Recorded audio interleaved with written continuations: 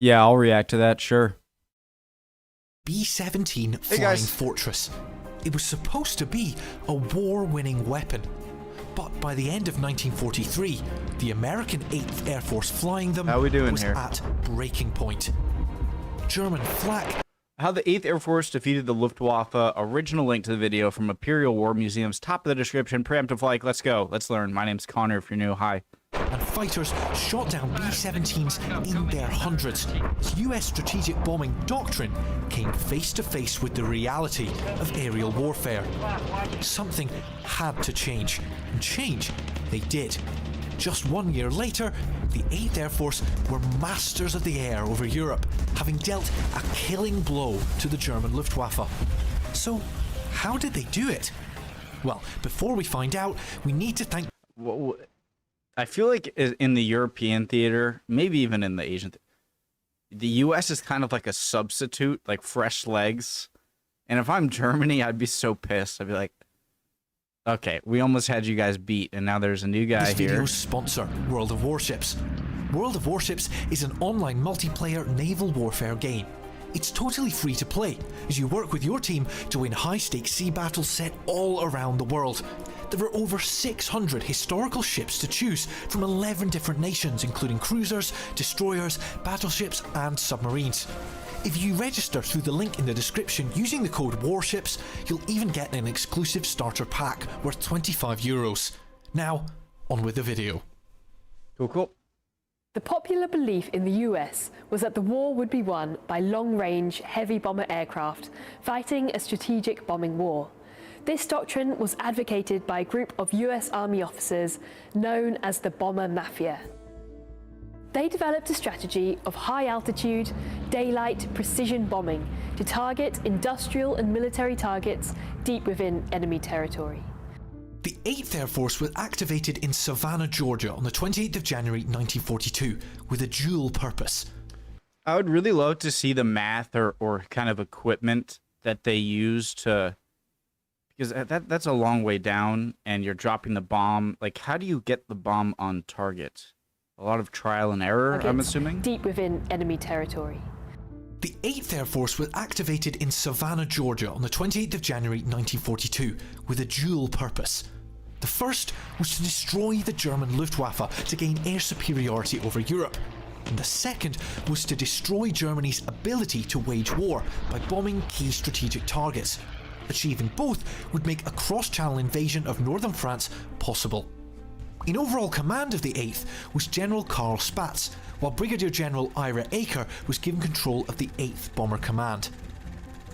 But even as the 8th carried out its first combat raids in July of 1942, the Allies were yet to agree on a unified strategy. That was until the Casablanca Conference of January 1943.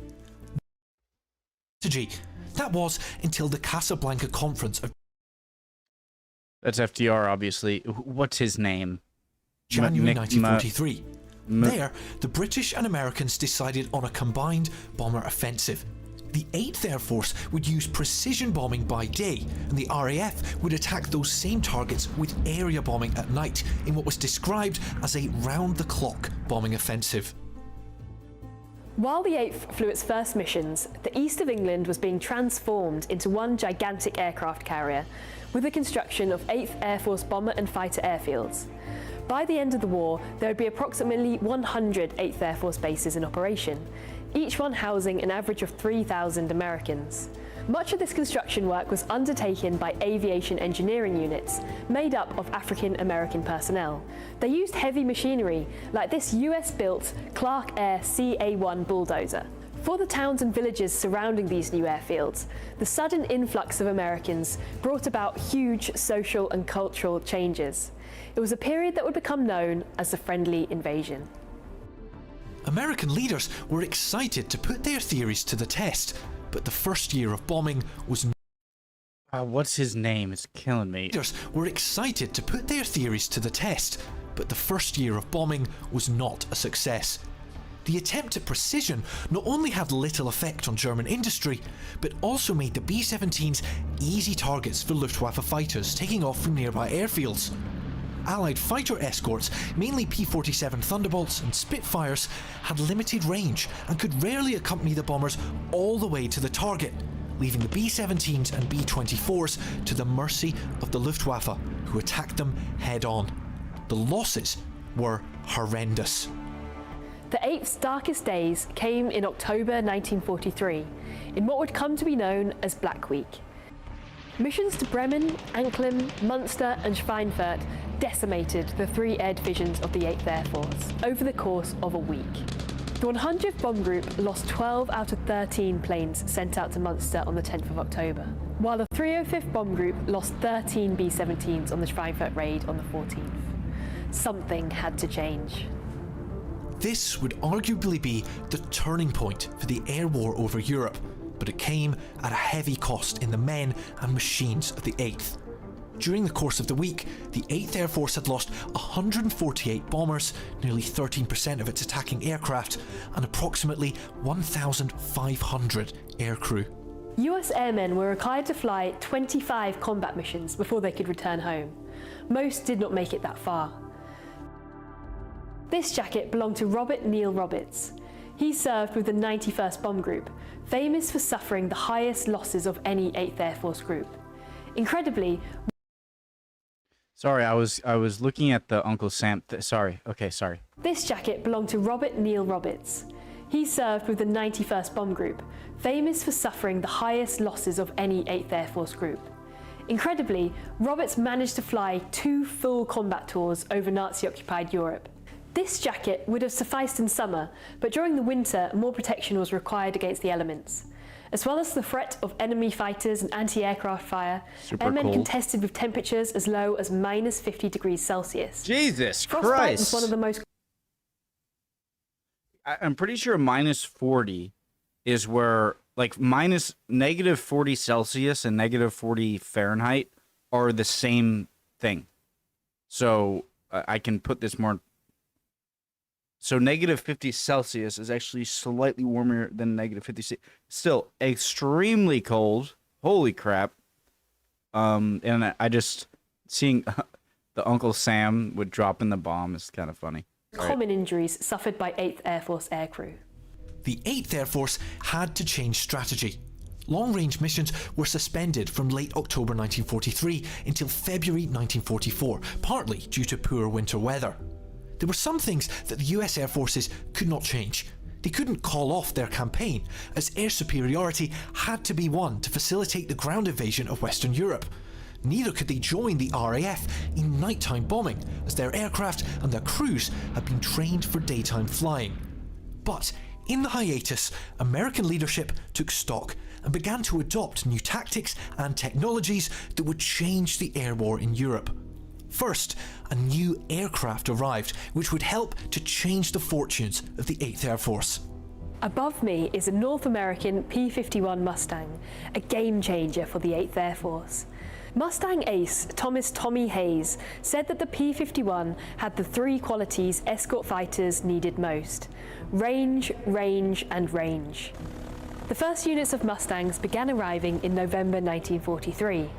Under their sleek exterior, these Mustangs had a powerful Merlin engine, while under the wings they could carry huge drop tanks, giving them the range to fly to Berlin and back on their own fuel.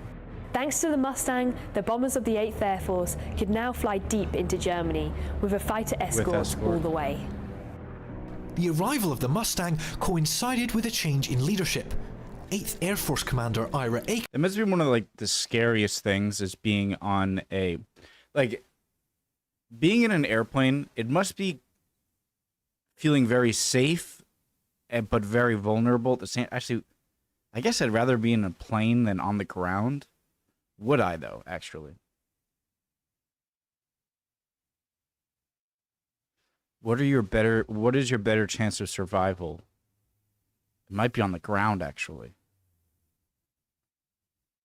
What was I even saying? Oh, yeah, when you have to leave the escort and, like, it's just you. Sorry, okay. Was replaced by Jimmy Doolittle, the man famous for his raid on Tokyo. Doolittle raid, yeah. Had shackled what little escort fighters he had to the American bombers, providing close support in formation. But Doolittle soon changed tactics. The Mustangs would now fly far ahead of the bomber streams, given free rein to attack Luftwaffe aircraft and strafe enemy positions on their way home. I think I'd rather be on the ground, actually, the more I think about it. Compounded already existing German problems. German aircraft production had largely survived Allied bombing attempts, and in fact was steadily increasing. But replacement pilots were harder to come by. Training time was slashed for Luftwaffe pilots in an attempt to keep up with losses and a severe lack of fuel. In contrast, American pilots were being trained in greater numbers, 29,000 in 1944. They received around 3 times the number of hours of flight training compared to German pilots. Technologies like this link trainer allowed trainee pilots to practice flying using their instruments. It looks almost like one of those nice little kid Technologies like this machines you put some quarters in, like outside of a supermarket, and it just goes like. Link trainer allowed trainee pilots to practice flying using their instruments rather than the view out of their cockpit. Thanks to American improvements and German deficiencies, new American pilots were of far higher quality than their German counterparts. Alongside a steady stream of pilots, American industry was producing aircraft at a staggering rate.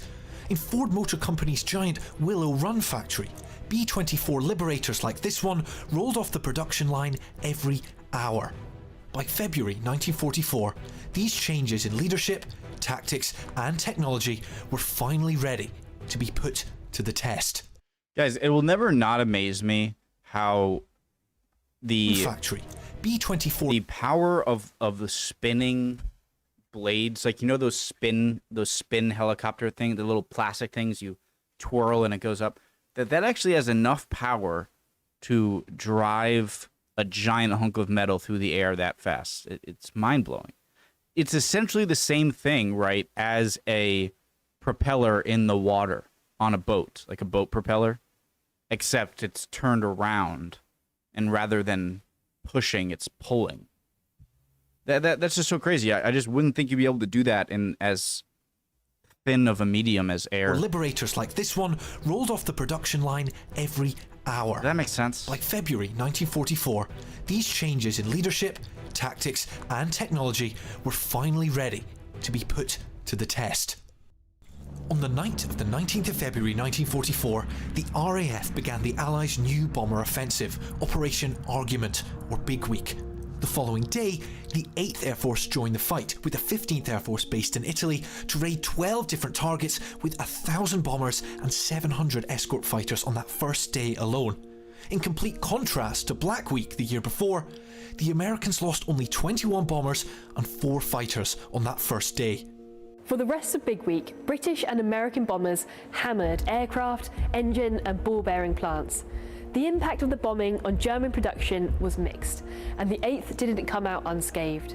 200 USAF heavy bombers were lost, with about 2,600 casualties. But in a span of a week, the Luftwaffe lost a third of its available fighting aircraft, and by April, the Luftwaffe had lost more than 1,000 fighter pilots, many of them experienced aces. The Allies were becoming masters of the air and would soon have the air superiority they needed to launch Operation Overlord. Big Week was just the beginning. Over the following months, Allied raids continued to force the Luftwaffe into battle. Heavily armed German fighters like Bf-110s and Focke-Wulf 190As were cut down by more manoeuvrable American fighters before they even reached the bombers. Those American Mustangs would then strafe enemy airfields and transport on their way home. The losses were high on both sides, but the Allies could replace them. The Germans could not. As the raids wore on, and with air superiority almost achieved, the Allies moved to focus on tactical missions to support the upcoming Normandy landings, which were achieved in June of 1944. The turnaround from the previous year was staggering. The bold claims made by the bomber mafia before the Second World War never came to pass. What about sorry, my mind just what about an anti-aircraft gun, guys, that fires a large, just like sphere, like one giant projectile at a sphere, but like it's a timed charge, or like, and like right when you think like explodes into a net. I'm not saying it would work every time, but explodes into a net. Like all you have to do is like get it tangled in a propeller or something. So like you shoot it, boom, and then right before just boom, explode the net out the sides, and it's this giant thing to just get tangled or something. No? Okay. Just an Germany idea. was not defeated by air power alone. But although the impact on Germany's economy is still debated, the 8th Air Force undoubtedly helped deal a killing blow to the Luftwaffe from which it could never recover. That success came at a cost. The 8th suffered about half of the US Army Air Force's casualties in the Second World War, including 26,000 dead, more fatal casualties than the entire US Marine Corps. While the 8th Air Force's doctrine of precision bombing was aimed at avoiding civilian casualties, accuracy was low and collateral damage was inevitable. On many occasions, the 8th joined the RAF in area bombing city targets, with devastating results. This statue, depicting Prometheus, the Greek god of fire, was pulled from the ruins of Dresden, where British and American bombers dropped nearly 4,000 tons of bombs and incendiaries in 1945. The attack created a firestorm that destroyed the city and killed up to 25,000 people. Over 500,000 German civilians were killed as a result of Allied bombing during the Second World War. And killed up to 25,000 people. Over 500,000 German civilians were killed as a result of Allied bombing during the Second World War. Jeez. The 8th Air Force campaign is still considered controversial. Some argue that the myth that the war in Europe could be won by air power alone led to needless military and civilian deaths. But while the 8th Air Force was unable to deal a Well, you can't just say that. military and civilian death, war in Europe could be won by air power alone, led to needless military and civilian deaths. Okay, maybe that is the case, but you can't, like, in order to say that, you have to have an alternative of what they should have done, you know? So, needless civilian casualties is a horrible thing. I think everyone can agree. Most can agree. But I mean, saying it's needless and then not saying what they should have done, well, what would you have done? But while the 8th Air Force was unable to deal a decisive blow to Germany, its relentless bombing campaign allowed the US to take the fight to Hitler long before American boots landed on continental Europe. The mighty 8th, as it came to be known, has gone down in history as the largest bomber armada ever to take to the skies. But it is the stories of the thousands of men and women involved in its operation that has left the most enduring legacy. Very cool. I'd appreciate any answers to any of the questions I had, guys. Love y'all. Hope you're all doing well. I would love if you liked and subscribed. Again, any comments would be appreciated. And hopefully I'll see you guys next video. We'll keep learning. All right? Bye, guys.